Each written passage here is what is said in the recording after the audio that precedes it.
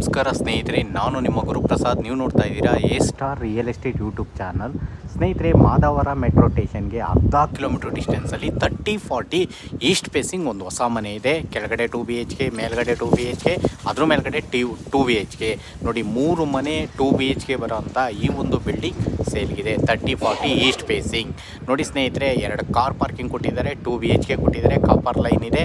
ಅದ್ರ ಮೇಲ್ಗಡೆ 2 BHK, ಅದ್ರ ಮೇಲ್ಗಡೆ 2 BHK.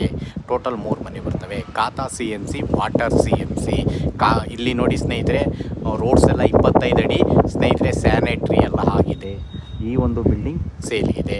ನೋಡಿ, 1,45,00,000 ಓನರ್ ಕೋಟಿಂಗ್ ಪ್ರೈಸ್. ನೋಡಿ, ಖಾತಾ CMC, ವಾಟರ್ CMC.